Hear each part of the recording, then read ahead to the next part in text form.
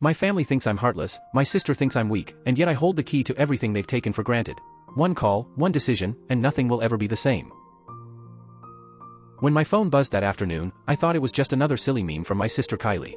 She does that all the time, drops random texts with no context. This one read, "Hey sis, here's our housewarming registry. Can't wait to see what you pick." At first, I didn't even bother opening it. I was buried under emails at work, half running on caffeine, and honestly, I figured it was something lighthearted. Maybe a couple kitchen gadgets, a throw blanket, nothing serious. But later that evening, I poured myself a glass of wine, curled up on the couch, and finally tapped the link. And my jaw just dropped. This wasn't a normal registry. Not even close. It looked like a corporate spreadsheet designed by some interior design firm on steroids. Tabs, categories, prices, color preferences, delivery windows.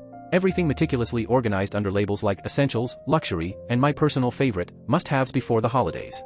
I scrolled down in disbelief. A $6,000 leather sectional. A $1,200 custom metallic stand mixer. A designer lamp that cost more than the beat-up car I drove in college.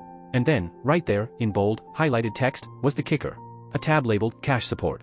Suggested contribution, $20,000 toward renovations. And just beneath it, in a cheerful little note, "Amanda, we're counting on you for this one." I literally said out loud, "Nope." Closed my laptop and sat back, staring at the ceiling like, did that really just happen?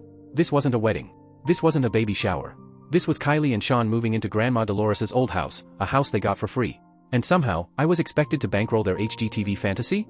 I couldn't let it slide. So I called her that night. She answered in her usual bubbly tone, like nothing was wrong. Instantly launched into a monologue about quartz countertops, paint swatches, and the chandelier she'd finally found for the foyer. I let her ramble for a bit, then finally cut in. "Are you serious about that registry?" She didn't even hesitate. Said it was the most natural thing in the world. That I'd always helped. That I had more than enough. That this was just money.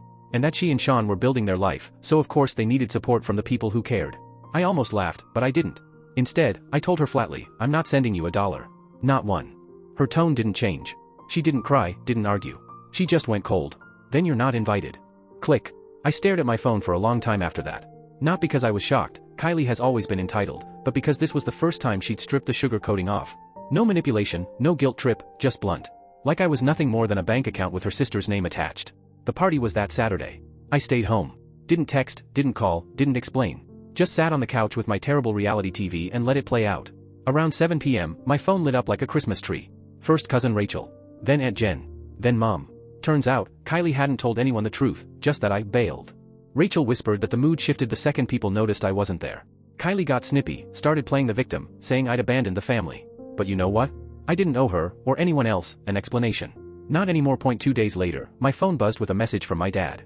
Just a few words, "Kylie told us what happened. We need to talk." I froze. My stomach twisted, already bracing for the lecture I'd heard 100 times before. Family comes first. Don't make waves. Help your sister, she needs you. But when I called him back, it wasn't what I expected. He didn't start with anger. He didn't even sound disappointed. His voice was low, steady, almost heavy. He just said one word, "Come." So I did.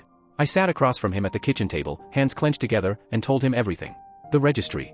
The $20,000 request. The chandelier talk. All of it. When I finished, the silence stretched. I could hear the faint tick of the old clock on the wall, the hum of the fridge. Finally, my dad leaned back and said something that hit me harder than any lecture ever could. "This isn't the first time she's done something like this, is it?" And that's when I knew. The tide was turning.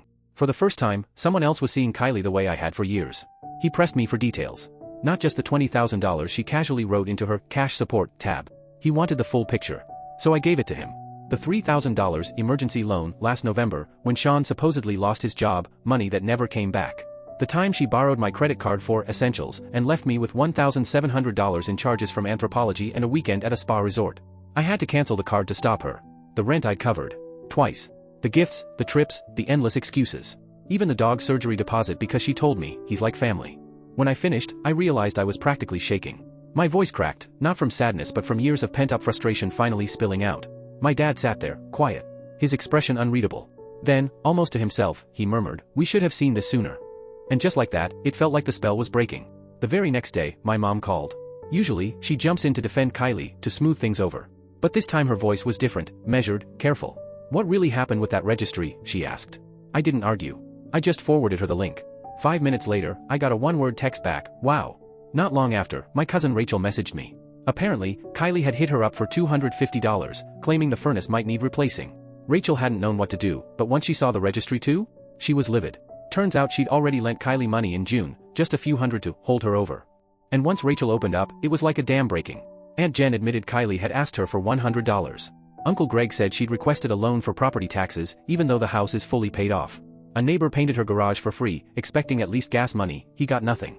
A friend sent me a screenshot of Kylie's late-night message, begging for help to cover bills before Sean found out.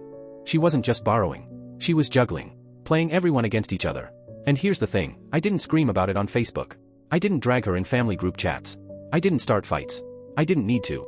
Whenever someone reached out, I showed them the registry she'd sent me. The same one with the $20,000 request highlighted like it was just another bullet point on her shopping list. I told the truth. That was enough. Kylie had always gotten away with this because she kept people isolated, making each one believe they were her lifeline. Desperate. Broke. Alone. But in reality?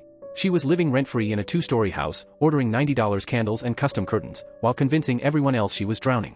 She played the victim beautifully, until someone finally said no. And that's when the cracks started showing. That weekend, my parents finally did what I never thought they would. They sat Kylie down. I wasn't there in person, but later, my mom told me exactly how it went. Apparently, Kylie started the show the second she sat at the table. Tears, shaky voice, the whole routine. She blamed Sean. She blamed stress. She even tried to drag me into it, claimed I was twisting everything to make her look bad. But when my parents pressed harder, the tears turned to fire. She lashed out, accusing them of always taking my side. Which is laughable, honestly. Me? The one who's been the family fixer for years?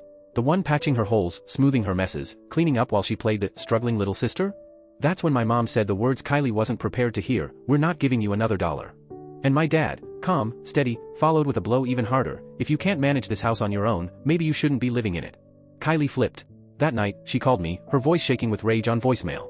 Said I'd ruined her. That I'd turned the family against her. That I had destroyed everything. I didn't call back. I didn't have to. Because while she was busy spinning her sob story, she forgot about something. Something I'd given her 6 months earlier. Something I still had the receipt for. 6 months ago, the day Kylie moved into Grandma Dolores's house, she stood in that doorway like she was stepping into her personal fairy tale. She called it their forever home. Never mind that she hadn't lifted a finger to earn it, just inherited it outright, like some prize for existing. I remember her hugging me so tight, whispering, "You always come through for me, Amanda. I don't know how I do this without you." And like the fool I was, I smiled and handed over the gift I had hauled in with the delivery crew, a brand new washer and dryer set. Stainless steel, top of the line, touchscreen, energy efficient, the works. With taxes and installation, it cost me just over $2,200. Back then, I told myself it was love. A practical gift she actually needed. But now? After the registry, the lies, the manipulation? That washer and dryer didn't feel like a gift anymore. They felt like a mistake. And mistakes can be fixed. I dug through my emails, pulled up the invoice, and called the appliance store. Explained everything. And to my surprise, they said yes. Policy allowed retrieval and store credit as long as it was under warranty, in good condition, and purchased within the year. So I scheduled the pickup. 3 days later, I showed up with the delivery truck. Not out of spite, but out of principle. I was done giving.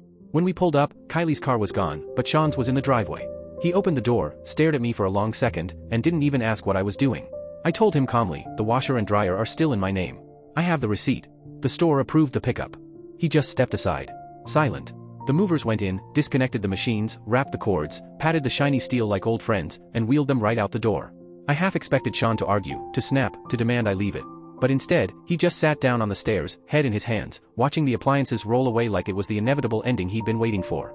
When I signed the paperwork outside, he stood in the doorway, his voice quiet but cutting. "She told me you flipped out over nothing. But now that I've seen everything, I don't even know who I married." I didn't answer. There was nothing left to say. The next morning, my phone blew up. For calls from Kylie. I didn't answer. Then came the texts. A long, breathless paragraph full of accusations. "You publicly humiliated me. You violated my space. You're making things worse between Sean and me." I was crying so hard I couldn't breathe. "You never truly supported me. You always looked down on me." I didn't respond. Not a word. Next, she called Mom. Same routine.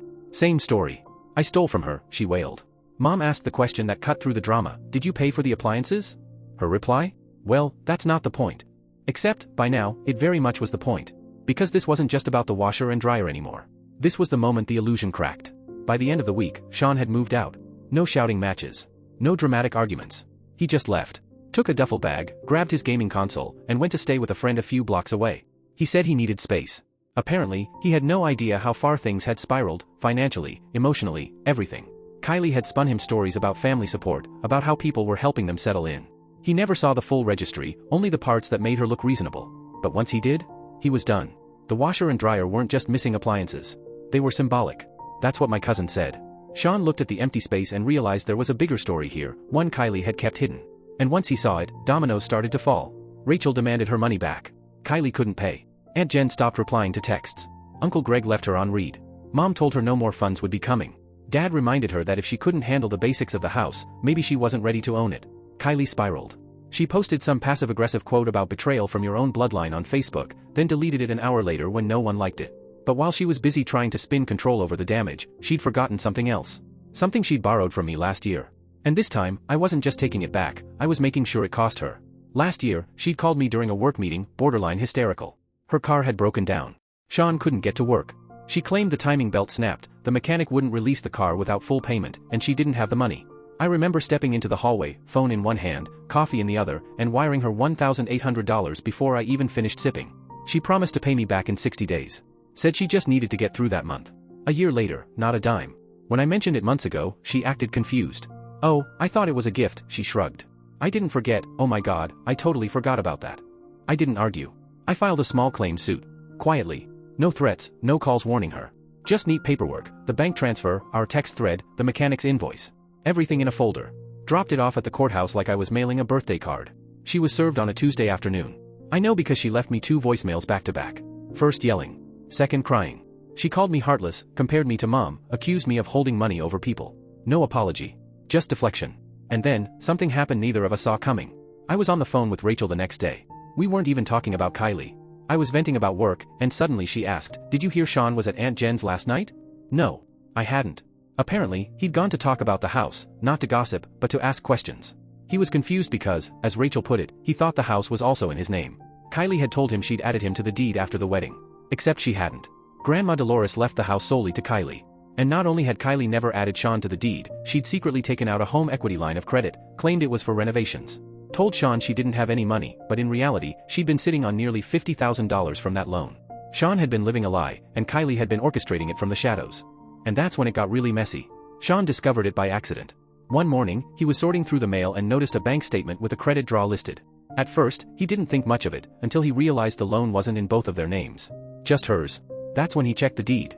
He wasn't on it at all. He'd been living in a house he thought was half his, pouring money into it, new gutters, landscaping, even a contractor for a bathroom remodel quote. Every dollar he spent, every project he contributed to, he thought was building their home. But legally? None of it was his. And Kylie had never planned for it to be. So he packed a duffel bag. Just like that. Left. Kylie didn't even notice he was gone until she came back from Target that afternoon. Walked in. His closet was half empty. No note. Just silence. When she finally got through to him, he told her the truth. All of it. The loan. The lies. Her deception. That he didn't trust her anymore. And then, he hung up. The next morning, Kylie called me. I didn't pick up. She left a voicemail.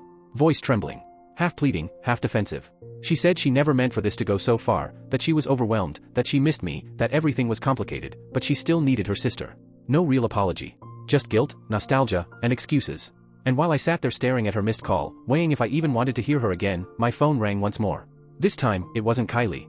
It wasn't anyone I knew. It was a lawyer. Grandma Dolores's lawyer. He introduced himself politely, calm, professional, but what he told me hit like a brick.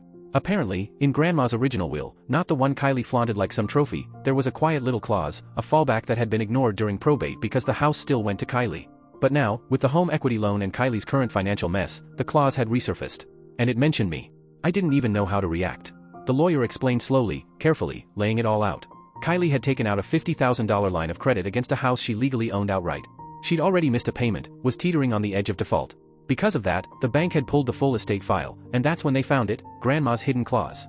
If Kylie proved financially irresponsible, indebted, or compromised the integrity of the estate, the house could be transferred. And the clause named me as the successor. Basically, if Kylie blew it badly enough, that house wouldn't stay hers, it could be mine. The same house she demanded $20,000 from me to renovate. The same house she lied about to her husband. The same house I had gifted a washer and dryer to, only to take it back. And now, potentially, it could all be mine. I sat there in stunned silence. Heart pounding. Mind racing. Part of me couldn't believe how quickly everything had flipped. And somewhere deep down, I realized. Kylie had no idea what was coming next, the lawyer told me to think about it. He said I didn't have to act right away, that I could wait. But the opportunity was real, and if Kylie continued to default, or even tried to sell the house without paying back that loan, I had a clear legal path to enforce it. I hung up and just sat there. Staring at nothing. My mind was spinning. It wasn't just the money anymore. It wasn't just the lies. It was the house. Her so-called dream home, the forever home she dangled over everyone's head like some prize she deserved for existing. I didn't call her. I didn't gloat. I didn't tell anyone, except Rachel. When I finally shared the news with her, she screamed into the phone. Couldn't even get out a full sentence. Just pure disbelief, raw, loud. Meanwhile, Kylie? She was unraveling faster than ever. Sean officially filed for separation, and suddenly she was posting cryptic things online, song lyrics, Bible verses, quotes about betrayal. It was passive-aggressive chaos wrapped in hashtags. Then came the GoFundMe. I'm not kidding. She actually made one. Claimed she was facing unexpected housing costs and rebuilding after family abandonment. Her goal? $35,000. I forwarded it to Dad. One word reply, unreal. Mom tried one last time. She called Kylie, tried to talk reason into her, telling her to stop pretending the world owed her anything. Maybe this was the moment to step back and take responsibility. Kylie? Hung up mid-sentence. And there I was. Sitting on a legal option to take her house while she begged strangers on the internet to pay for her irresponsibility. Yet somehow, she still didn't see the point. A week later, she texted me. Apology? Sort of. She admitted she might have overstepped, said she missed having me in her life. I stared at it for a long time, thinking. Almost $10,000 I'd spent over the years. Holidays I'd covered. Furniture I'd helped buy. 3 weeks watching her dog while she was at some yoga retreat. Then I thought about Grandma. Her voice in my head, kindness isn't free. You pay for it with your time and your energy, and sometimes with your peace. I realized I'd already paid enough. But I wasn't going to destroy Kylie. I wasn't going to take the house just to prove a point. I'd wait. Let her keep it, for now. Because life was already unraveling faster than she could imagine. And I knew something she didn't. The loan repayment was due again in 11 days. And if she missed it, I'd be ready. 11 days later, the email came. I'd been half expecting it. From the bank's legal department, with Grandma's estate lawyer CC'd. Subject line, delinquency notification, home equity loan, property 1147 South Maple. The words were clinical. Neutral. But the meaning hit like a hammer. Kylie had missed her second payment. The grace period was over. The property was now at risk of default. And just like that, the clause kicked in. Grandma Dolores had always been sharp. Sharp enough to see Kylie for who she really was, even if she never said it out loud. That clause? Not accidental. It was her way of giving me a quiet shield, a secret tool to fix what Kylie might someday break. The lawyer walked me through the next steps. Every option, every legal right. If I chose to pursue it, I could take the house. Kylie couldn't block it, not after defaulting and taking out a loan against a property she claimed she couldn't afford, under false pretenses of renovation. I leaned back in my chair, heart pounding. For the first time, the power had shifted. And Kylie had no idea it was coming. I thought about it for a full day. Just sat there, weighing everything. And then I filed the petition. It wasn't about revenge. It wasn't even about the house anymore. It was about the years of manipulation, the way Kylie had taken advantage of everyone around her, twisting every gift, every favor, every ounce of generosity into a stepping stone for herself. Never once thinking about the cost to the people who cared. The day she got the official notice, she showed up at my door. I hadn't seen her in months. And honestly, she looked different. Tired. Less polished. No fake lashes, no carefully planned outfit. Just a worn sweatshirt and old jeans. She didn't scream. She didn't cry. She asked, quietly, almost like she was afraid of the answer, "Are you really going to take the house?" I looked her in the eye. Calm. Steady. I don't need to. The bank will do that for me. All I did was put my name back where Grandma wanted it to be. She stood there for a long moment. Then, soft, almost a whisper, "Is this really how it ends?" I told her, "No. This isn't the end. This is the result." Weeks passed. The process moved faster than I expected. The house was mine. Or, rather, it would be fully mine within 90 days, unless she could somehow scrape together enough money to repay the loan. Which, considering her GoFundMe was stuck at $670, wasn't happening. Our parents made their stance clear. No more handouts. Aunt Jen blocked her. Rachel never spoke to her again after Kylie tried to guilt her into helping just this once.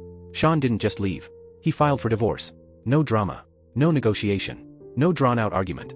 Just a signed packet delivered to her front step. Apparently, the lie about the house had broken something in him that couldn't be fixed. And then, the surprise. The same day the final transfer papers went through, I received a letter.